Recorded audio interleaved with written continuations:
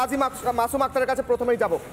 বাংলাদেশকে ভারত পাঠাচ্ছে 20,000 টিকিট, পাঠাচ্ছে চাল, পাঠাচ্ছে ডাল, পাঠাচ্ছে বিভিন্ন সামগ্রী, তুলো, জল দিচ্ছে বেশ, কিন্তু বাংলাদেশিরা পাকিস্তানে গিয়ে চর থাপ্পড় লাথি খেয়ে আসছে এবং সেখানে বসে বাংলাদেশের অতিথি যিনি সমর্থন করেন ইউনূসকে এই মুহূর্তে, আরিফ বিল্লাহ, তিনি বলছেন ভারতে তো ত্রিপুরায় আমাদের আক্রমণ হয়েছিল, বিভিন্ন জায়গায় আক্রমণ হয়েছিল, পতাকা অবমাননা করেছিল। এটা কি বোকা, মাথায় বুদ্ধি নেই নাকি মূর্খ? আমি ওনাদের বলি, মুক্তিযুদ্ধের সময় দুটো চোখ উবড়ানো হয়েছিল, তার সমগ্র শরীর জুড়ে ছিল বেয়োনেটের খোঁচা, দু হাত পিছনে গামছা দিয়ে বাঁধা হয়েছিল, লুগিটা উরুর উপরে আটকানো, তার হৃৎপিণ্ড আর কলজেটা ছিঁড়ে ফেলা হয়েছিল। করেছিল হানাদার বাহিনী, করেছিল আল বাদার। তার নাম ডক্টর ফজলে রাব্বি। তিনি বেঁচে থাকলে হয়তো চিকিৎসায় নোবেল পেতেন, এত যোগ্য ব্যক্তি ছিলেন। যখন মানুষ মারা যাচ্ছে অসহায় অসুস্থ, দলে দলে খাওয়া নাওয়া বন্ধ করে তাদের সেবায় শুশ্রূষা রত ছিল। কি দোষ করেছিলেন ডক্টর রাব্বি? হিংসা, বিদ্বেষ। পাকিস্তান পবিত্র জায়গা, পবিত্র স্থান, সেখানে বাঙালিরা থাকবে অপবিত্ররা। কি বলেছে শুনেছেন তো? বলেছে বাঙালি তোরা সাইড হয়ে যা। বলছেন বাংলাদেশের লোকে বলছেন অপবিত্র। ডক্টর ফজলে রাব্বির মতো 30 লক্ষ প্রাণ দিয়েছিলেন। পাকিস্তান সাহায্য করেছিল বাংলাদেশকে। কি করে? 30 লক্ষ লোকের প্রাণ নিয়েছিল। সাহায্য করেন এটা?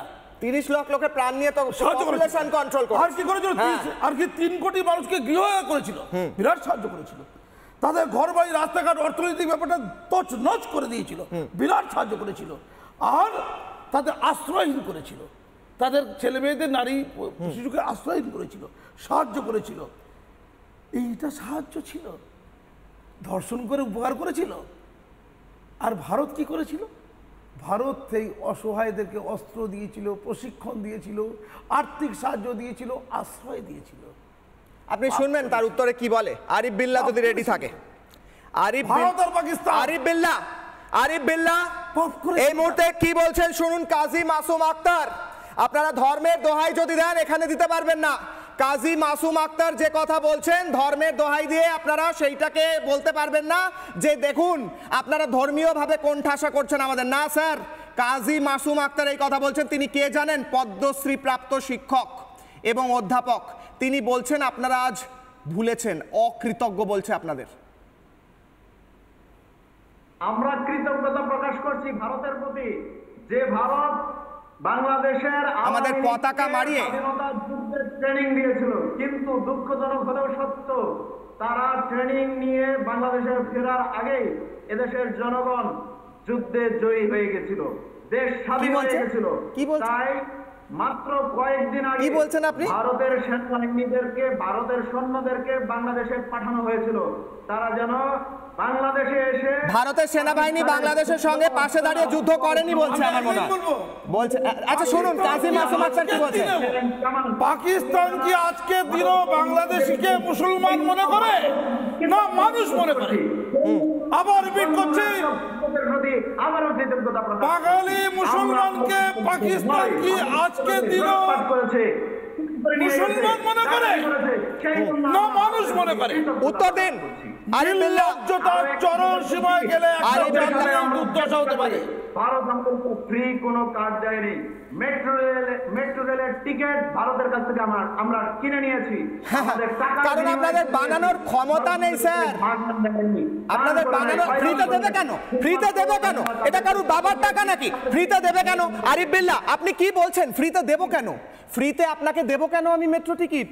কেন দেব ফ্রিতে? তাহলে আপনি বলছেন কেন দেব? আপনারা বানাতে পারেন না, সেই অপারগতাটা স্বীকার করুন এবং সেটা থ্যাঙ্কফুল হন যে ভারত দিচ্ছে। আপনাকে 20,000 টিকিট না দিলে আমাদের কিছু এসে হবে না। বেশ আরিফ বিল্লাহ, ইউনূস সাহেবকে আপনারা বলুন, যদি বুকের পাটা থাকে বলুন। একটু বলতে কথা বন্ধ করবেন না। উনি বলছে থামতে জানেন না। উনি মনে হয় থামতে জানেন না, থামতে শেখেননি। আরিফ বিল্লাহ হোল্ড করুন, আপনাকে বলতে দিচ্ছি, প্রত্যেকে বলতে দেবো। আমি মল্লিক সাহেবের কাছে আসবো। দ্রুত হ্যাঁ মল্লিক সাহেব। দ্রুত বলছি, ইউনূস সাহেবকে আপনি বলুন যে ভারতের কাছে প্রস্তাব দিতে ভারতের কোনো পদার্থ, কোনো মাল, কোনো মেটেরিয়াল বাংলাদেশ কিনবে না। তাতে বাংলাদেশের কি সেই ক্ষমতা আছে নাকি? না, বলে দিন নরেন্দ্র মোদী সরকারের কাছে চিঠি পাঠান যে ভারতবর্ষের কোনো সামগ্রী আমরা নেব না। বাংলাদেশ আমি মল্লিক সাহেবের কাছে যাওয়ার আগে একটা প্লাজমা দেখাবো। আমি একটা প্লাজমা দেখাবো মল্লিক সাহেবের কাছে যাওয়ার আগে। গণহত্যার কথা আমি আজকে আরিফ বিল্লাহকে মনে করাবো এবং আরিফ বিল্লাহকে মনে করিয়ে আমি আবারও ফিরবো আলোচনা এবং তারপর মল্লিক সাহেবের কাছে আসবো, তারপর রোকেয়া প্রাচী এবং সালাউদ্দিন সাহেব। আমি যাবো এই মুহূর্তে দাঁড়িয়ে 1971-এ কি হয়েছিল দেখুন। 1971-এ কি হয়েছিল। Plasma graphics. 1971-এর পাক নৃশংসতা গণহত্যার নামে অপারেশন সার্চলাইট প্রতিদিন কেন দেখাই জানেন? তার কারণ হচ্ছে আরিফ বিল্লাহরা ভুলে যান, কম আছে। গণহত্যার নামে অপারেশন সার্চলাইট, পরে স্লাইড। মার্চ 25, 1971 থেকে শুরু হয় অপারেশন সার্চলাইট, পরে স্লাইড। 9 মাস ধরে চলে গণহত্যা, তার সঙ্গে চলে ধর্ষণ। জানেন নারীদের মাথার চুল থেকে আগুন ধরিয়ে পুড়িয়ে দেওয়া হয়। এক একজন নারীকে কতজন মিলে খান সেনারা ধর্ষণ করেন আরিফ বিল্লাহ ভুলে গিয়েছেন। 9 মাস ধরে চলে গণধর্ষণ, প্রায় 30 লক্ষ বাঙালিকে হত্যা করা হয়, যেটা মাসুম সাহেব বলছিলেন। পরে স্লাইড। 4 লক্ষ মহিলাকে ধর্ষণ করা হয়, পরে স্লাইড। দেখুন প্রতিটা শব্দ। জাঠি ভাঙা চুকনগর শাখারিপাড়ায় গণহত্যা করা হয়। মল্লিক সাহেব আমাদের সঙ্গে আইনজীবী যুক্ত হয়েছেন আজকে। আরিফ বিল্লাহ বলছেন যে ভারতের কাছে আমরা থ্যাঙ্কফুল, তারা আমাদের ট্রেনিং দিয়েছিল, ট্রেনিং দেওয়ার পর তারা চলে গিয়েছিল না কি একটা বললেন উনি। শুধু ট্রেনিং দিয়েছিলাম আমরা। আজ পাকিস্তানের দোসর হয়ে চড় কিল লাথি খেয়ে তাদের পাকিস্তানের বিরুদ্ধে মুখে একটা শব্দ ওঠে না, আর ভারতের বিরুদ্ধে শাড়ি জ্বালিয়ে ভারতকে অকথ্য কথা বলে ভারতের পতাকা পায়ের তলায় ফেলে এরা। বলুন মল্লিক সাহেব। দেখুন,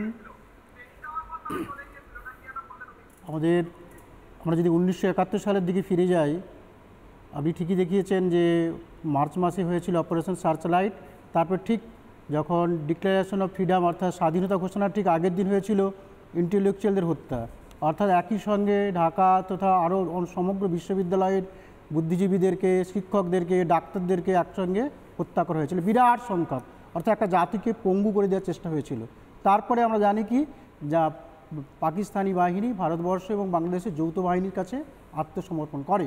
তখন আমাদের মাননীয় প্রধানমন্ত্রী শ্রীমতী ইন্দিরা গান্ধী একটা কথা বলেছিলেন যে surrender of Pakistani army's to the Indian and Bangladesh joint forces is not only a victory of arms, it is a victory of humanity and justice over.